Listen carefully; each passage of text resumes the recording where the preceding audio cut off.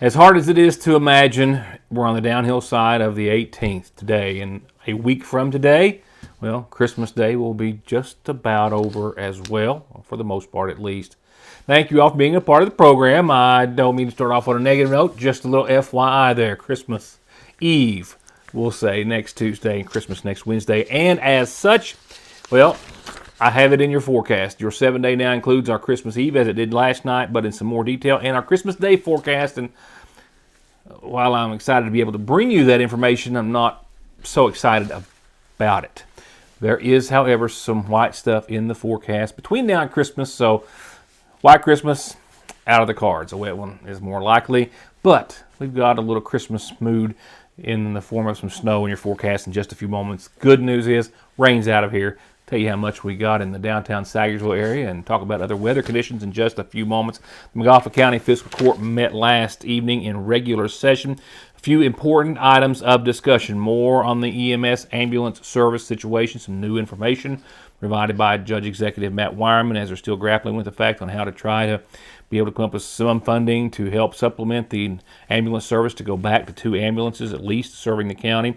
And I'm going to call it an early Christmas present in regards to a new state contract related to getting water for the first time ever to parts of McGoffin County. It's been a long time coming, and it's getting very, very close.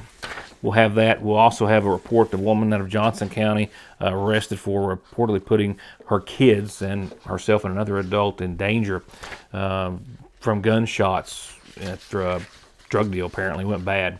I'll have that for you in just a few seconds. Let's talk about interest rates real quickly. Man, they've been tough for a long time. You know, I can recall and still do enjoy, thank goodness, a 3% mortgage rate on our home mortgage. But you couldn't get that now because it just doesn't exist. And we keep hearing that interest rates are being cut, and they are.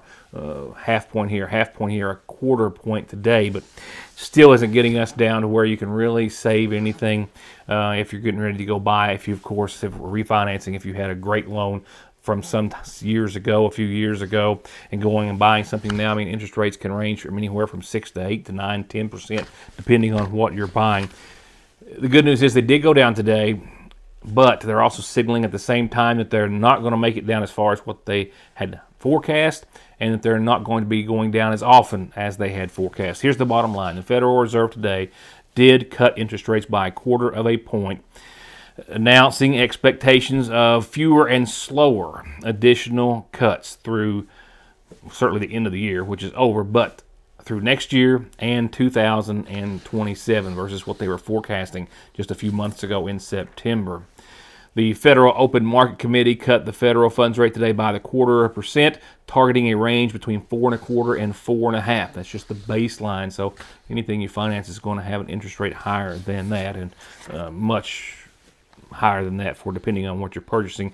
Now, back in September, the updated December FOMC, Federal Open Market Committee median forecast of interest rates, was raised to 3.9% by the end of this year, up from 3.4%. They raised it to 3.4% for the end of 26, up from 2.9%, and raised to 3.1% by the end of 2027, up from 2.9%. But they're now saying that those are probably not going to be attainable, at least to that degree. Inflation is expected to remain above the Fed's 2% target until the fourth quarter of 27, and unemployment is expected to be slightly better than previously forecast, but rate cuts are going to get fewer and farther between, and perhaps no more than 1/4 point, maybe for the next couple of years, man, and that's not where we would all like them to be, certainly. A Johnson County woman was arrested for an event that took place in Pike County that reportedly, according to the arresting officials, put her 2 kids in danger buying pot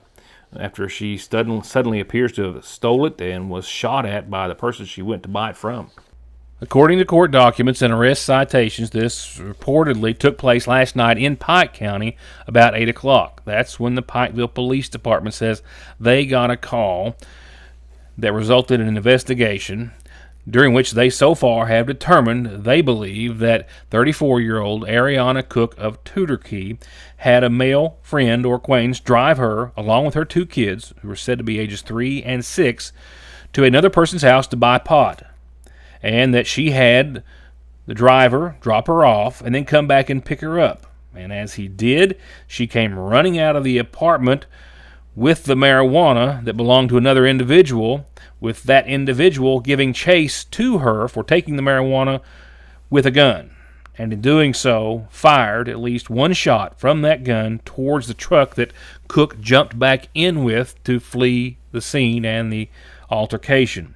And inside the truck was still, of course, the driver, but also her 3- and 6-year-old children. And as a result, she's charged with endangering the welfare of a minor, I believe 2 counts, and also served with a failure to appear warrant on another outstanding case.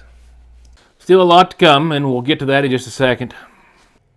Paintsville Tourism is pleased to announce the Mountain Home Place Christmas Festival for 2024. Come and join them with great holiday activities at the 1850s Living History Farm and a festive holiday wonderland, which includes ice skating rink, visits with Santa, food trucks, light displays, hot chocolate, Christmas movies, Santa's workshop, crafts, live nativity scenes, and carolers.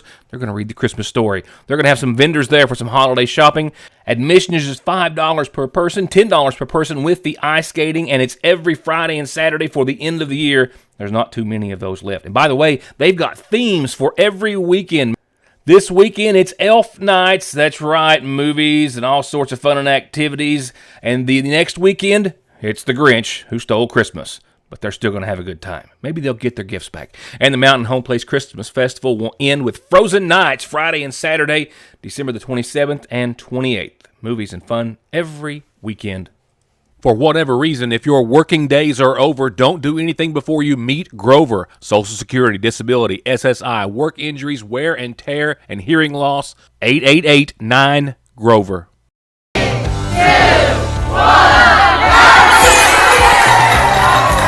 Come celebrate New Year's Eve at the Alley on Main in Paintsville. Tuesday, December the 31st, enjoy dinner, fireworks, and Season 20 American Idol winner Noah Thompson. pour a glass of wine and dream aloud, talk about one day tonight. The special guest is the Les Masters Band.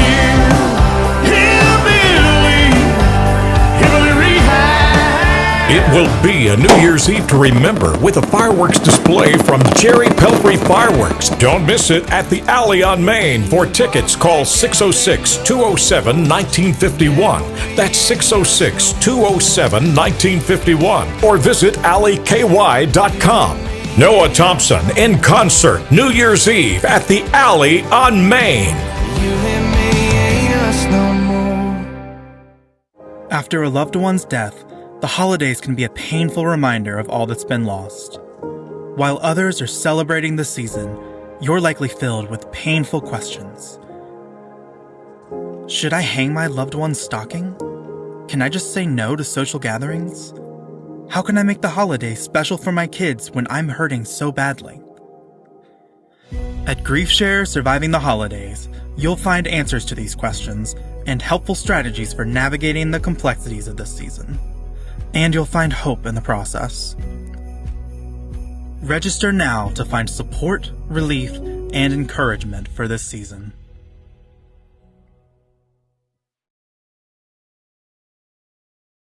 Someone dies in the U.S. every 7 minutes from an overdose, and over half of the population gets or takes pills from a friend or relative. And about 46 million and counting are exposed to narcotics in their drinking water. So don't toss them, flush them, or leave them lying around. Safely dispose of your unneeded meds anytime at Parkway Pharmacy, where you can always talk to a pharmacist when you need one. I believe in Kentucky. I believe in Kentucky. I believe in small town values. And mom and dad and the things they handed down. I believe some of the best people in the world are farmers. I believe in insurance that protects families, homes, and cars. I believe in always finding a way to do what you love. I am Kentucky. I am Kentucky. I am Kentucky. The remaining portion of tonight's McGoffin County Fiscal Court coverage is rendering. I'll have that ready to air in just a few seconds. So let's just switch gears and jump right on over to tonight's McGoffin Farm Bureau calendar. We'll start with a reminder and an updated announcement from our friends over at the Water Into Wine Food Pantry. Tomorrow will be their Senior Commodity Day for the month of December, and I expect the last of the year, 9 till 11 tomorrow at Water Into Wine. And they're going to be closed from the 23rd through January the 1st. So from Monday through the 1st of the year, they'll be closed and then back up before you know it. And a reminder, this Saturday is the Saturday before Christmas, and it is, of course, Christmas on the Farm over on Bear Branch, hosted by Creekside Stitching and more. Santa and hundreds of gifts, the mini petting zoo, hot chocolate, the barrel train, a lot of lights, a lot of fun for the whole family all day, and it is free 2 to 8 p.m. this Saturday. Free, just like our community calendar. Birthdays, anniversaries, and all announcements, as easy as telling me what you want everyone else to know. From there, we'll go on to funeral service announcements. First off, provided nightly by the Montgomery County Funeral Home, services have now been set for 66-year-old Elmer Perkins Jr. of Sugar Camp Road in Dixie. He passed away Sunday at his home. The son of the late Elmer and Vivian Cole Perkins, he survived by his daughter, Christy Ann Miller, his brothers, David and Robert Perkins, sisters Debbie Perkins and Mary Cole, and 3 grandkids. In addition to his parents, Elmer Jr. is preceded in death by his brothers, Denville and Linville Perkins, and his sister, Sheila Ann.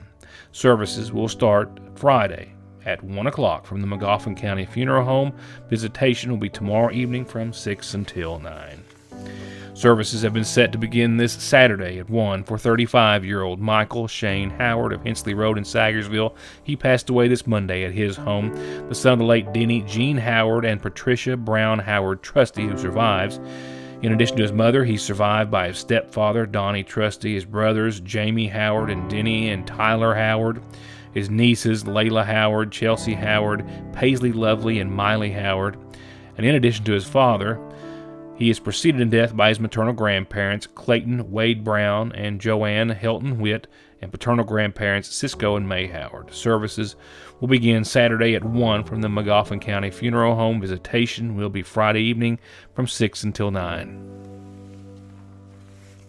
And from Jones and Preston, 84-year-old Morris Cottle of Stambo passed away Tuesday at St. Mary's, survived by a son, daughter, 2 brothers, sister, and 4 grandkids. Services for Morris Cottle will start at 2 o'clock this Sunday at the Jones and Preston Funeral Home.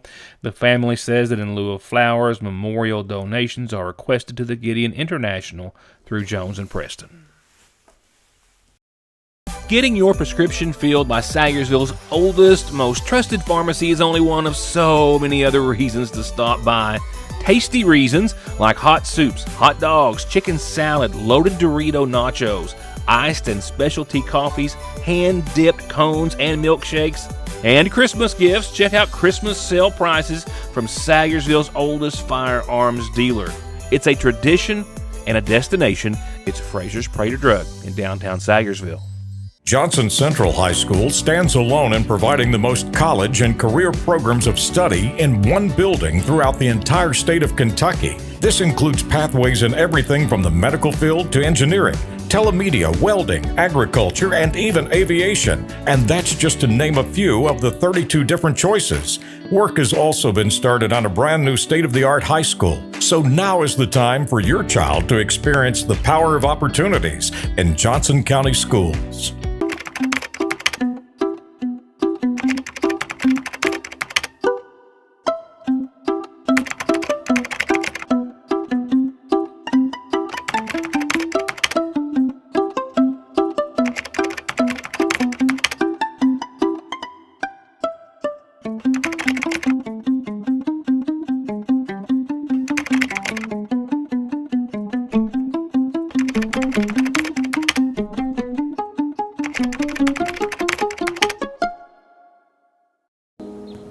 I wonder, could this be our last trip together? What if I upset him? He might never call again.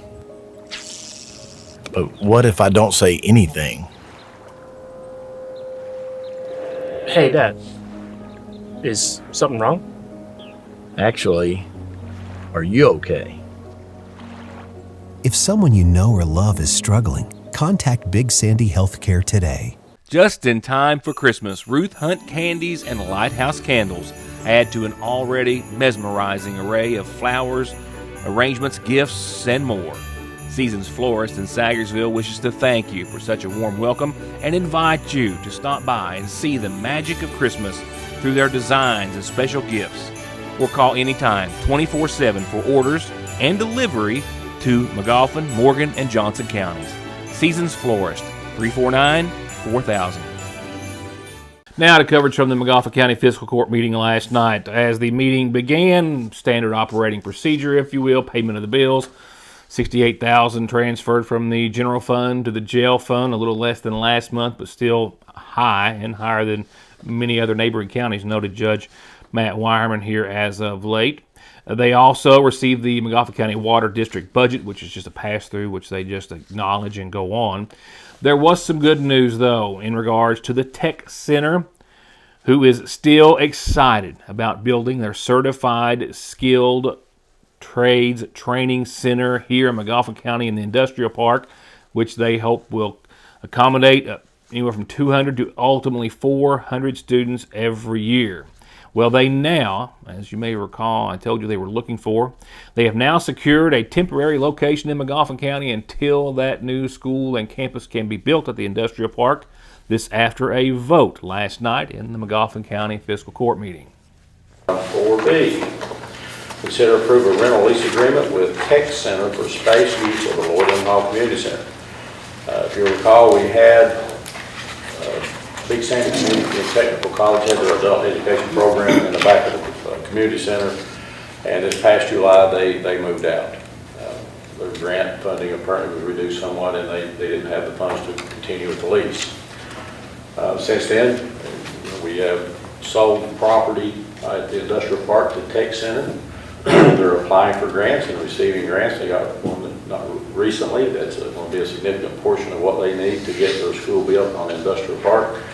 But their current agreement where they are now, I think in INE is up in June, and they were looking for a spot. So the executive director, Andy Reynolds, and I went and we looked over those rooms, and what we're going to do is enclose where the picnic tables are right now. That's on the exterior of that, and then those two classrooms and that office area, and they're going to lease that on the same terms as what we had for community or for the community college. They want to start in March with their administrative team moving over, with classes to begin in July. Tech Center will pay $1,250 per quarter for the lease, which is the same amount the college was paying most recently. From there, they went on to talk about the old public library building and the asbestos study that had just been done, with a report just in saying that there was asbestos found in the old building, and the lowest bid to remove it came in at $5,700 and some dollars, with Judge Wireman saying that DLG funds were available to be applied for to pay that. He as well said that he would reach out to the same company who would receive the low bid for removal of the asbestos to get a quote for complete demolition of the old building, which was deemed beyond repair. And from there, much of the meeting focused on EMS and our ambulance services, who, per my in-depth interview with Judge Wireman just last week, has cut one of the two ambulances that Patriot Ambulance Service had stationed in McGoffin County since they had been here. Patriot saying that at least $15,000 a month from the county is needed through a subsidy to be able to continue to operate the two. They cut back their services down to one ambulance this past Sunday, telling the judge that they were losing about $13,000 to $15,000 every month due to low run volume and other factors. Wireman repeating last night that the money for that subsidy is just not in the county's budget. Their solution to that was for us to make up that loss through a subsidy. $15,000 a month, and they would keep two trucks here 24/7, or they would have to reduce to one, and then just with available trucks from the surrounding counties that they have services in, try to cover if we needed another one at any point in time, that they would try to have it here. Obviously, I can't on my own commit to that. Second reason we can't commit to that is we don't have that in the budget. That's not something that we have generated revenue for. Our budget is lean as it is. You know, one of the things that we've done over the past term and a half, to almost 2 terms, is continue to decrease our property taxes. Those decreases, if we go back to how much was available to be received, not necessarily that it was received by the county because of collection percentages, but we have reduced tax revenue to McGoffin County government by about $300,000 a year. So that means that's $300,000 that's not in our budget, that's still in the pockets of our citizens. Yeah. And that's purposeful.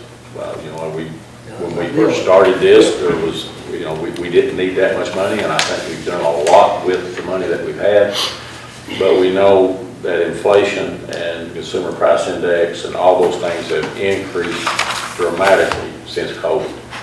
That's one of the reasons that the ambulance service is having issues. They've had to raise their hourly rates, and the cost of doing business has went up, and their supplies have went up, and fuel and all those things, and I understand that. But it's went up for us too. We're not immune to that. But we've not brought any more money in to be competitive. We have raised our hourly rates for our staff because it would be a shame that if we had workers work with the county garage and they make more money at McDonald's or something. Yeah. So even though, and they still, I feel are underpaid, but we just don't have the financial resources to do it. I've reached out to multiple counties and talked to the county judges about how they do their ambulance services. I've done this in 2019 when I first came in office, in 2020 to get the CON, Certificate of Need. A lot's changed since then. I've talked to county judges who told me that they run their own ambulance service and that under no circumstances should I ever consider running my own contracted out. That they lose money and that all the regulations and all the stuff, you know, just is not a good thing. I've talked to others that have, like we do, a professional private ambulance service, and they are subsidizing and they're paying substantial amounts to those services to be there. So we've been very fortunate throughout history, I guess, because we haven't had to subsidize our ambulance service and we're not running it as a county. We've got to have it. I don't think there's anything in law that mandates the fiscal court be the one to do it.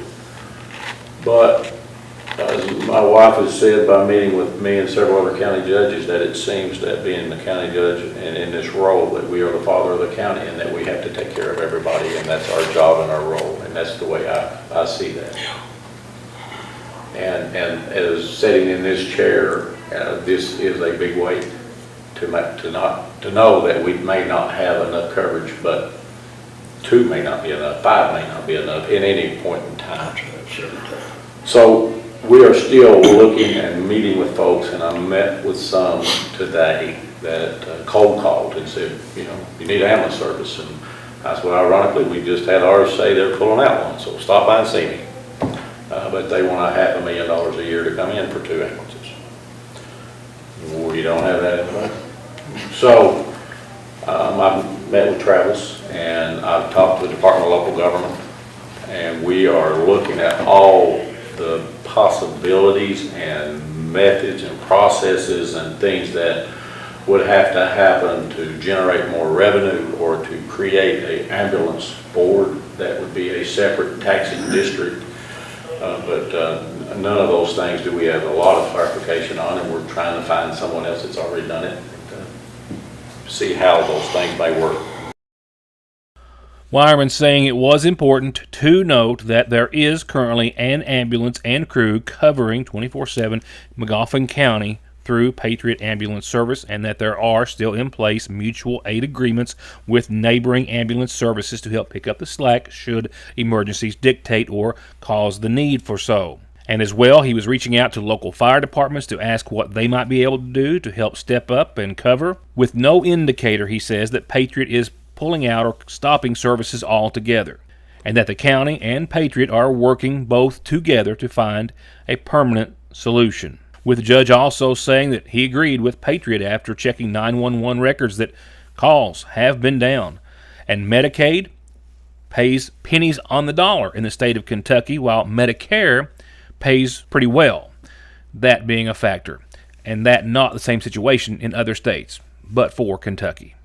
And lastly, here's a little Merry Christmas for residents who have been anxiously awaiting forever, literally, water to flow out of their faucet from a public utility in the area of 542, 1502, and 378. The judge says that the county has just received a new contract with the state for that water expansion project, and he's hopeful to be able to bid that project out in early spring. How much rain did we see today, and what is your forecast for the 7 days as far as now and in between and for Christmas? I've got it, and I've got it next. The only place a new set of shiny wheels might look better is under the tree. Come in Conley Tire right now to get what they really want for Christmas. Wheels, tires, lift kits, and more. And through the 31st, save up to $200 on new sets of Goodyears and $100 on Uniroyals and other big savings. And pay for it all next year with no interest financing. Merry Christmas from Conley Tire in Staffordsville. Here's wishing you all of the peace, joy, light, and laughter this holiday season. From Salyersville National Bank, Merry Christmas and a happy and prosperous New Year. There are several risk factors that may put a patient at risk for heart disease. Especially people who have diabetes or hypertension or high cholesterol and have a family history of heart disease. Neglecting to see a cardiologist can put you in trouble. You may develop problems that may not be reversible. We see many people who do not have an actual diagnosis of a heart problem, but may be at risk of heart disease, and we do whatever we can to help mitigate that risk to help prevent disease in the future. ARH, more for Appalachia. 'Tis the season to sparkle at Santa's official favorite stop in Salyersville, where your hometown favorites are their favorites. With Doodles by Rebecca, made in Kentucky, these fun, colorful gifts are for anyone who loves Salyersville and McGoffin County. Their spa line makes great stocking stuffers, teacher gifts great for anyone. And one of the hottest gifts this Christmas, the Eras Cups by Brewmate, and the Christmas decor is simply something holiday dreams are made of. And everything Christmas is 30% off right now at the seasonal shop. You can call it low carb because it is ultra low carb. And you can also call it one of the tastiest meals ever. Seasoned roast breast strips are perfect green beans, and cooked cabbage so good that sometimes I just get a pint of it and a Diet Pepsi and make it a meal. All you have to do is make your way to your Salyersville Lee's famous recipe. It's the most wonderful time of the year. Are you ready to rock the Berg this holiday season with Billie Jean Osborne's Kentucky Opry Christmas Show? We're bringing you 5 incredible shows this season, and guess what? Tickets are on sale now. Mark your calendar for the following dates so you don't miss an ounce of Christmas cheer brought to you by the Kentucky Opry. Don't miss out on the holiday fun. Secure your seats today by visiting the People's Bank box office, giving us a call at 1-888-MAC-ARTS, or going online at www.macarts.com. Rains are on their way out after we picked up. It was consistent, light to moderate, even heavy at times rainfall added up today. But as I'm about to show you, making its way out, at least for now. To the cheers of, I think it's safe to say, everyone. You know, snow, not everyone loves it. Some do, some don't. Rain in December, don't know of anyone that really likes or cares for it at all. And we've seen over an inch. We'll get to that in just a few seconds in the past, well, less than 24 hours. But as you can see, Salyersville, Paintsville viewing area, well, we're drying out and will be so for your tomorrow until snow does start to fly. It looks like Friday afternoon. As for a little current data, we topped out at right at 56 degrees today. And when the wind wasn't coming down pretty hard in the latter afternoon, it didn't feel quite as cold and terrible as it did through the majority of the day. That's as good of a sugar coating as I can lay on that. When we are at 42 right now and falling, winds of 2 to 3 miles per hour out of the east, northeast right now. Biggest wind today was 10 miles per hour. Humidity in the 90s, of course, 93% or so. 1.2 inches of rainfall. To no surprise, we really were expecting maybe closer to an inch or a little less, I think, in totality. So we were certainly in the neighborhood, but maybe a little more than what we thought. But almost 1.25 inches of rainfall since I saw you last. It is on its way out of here, as of course you can tell by looking over my shoulder or looking out the window, and sunrise, by the way, 7:44, sunset 5:17. And yes, your 7-day does now include your Christmas Eve and Christmas Day forecast and outlook, and I'm not as happy to give it to you as I may have sounded by just having it. 35 degrees tonight, northwesterly winds anywhere from 6 to 15, cloudy skies, a 30% chance of rain, but as you saw on the radar, that's winding down and wrapping up for tonight. As for your Thursday, it'll be cloudy in the morning.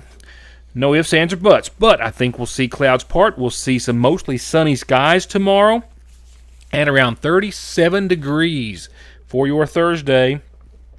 We will be below freezing tomorrow night. No precipitation to speak of, so just partly cloudy and a low of 29. For your Friday, a snowy one.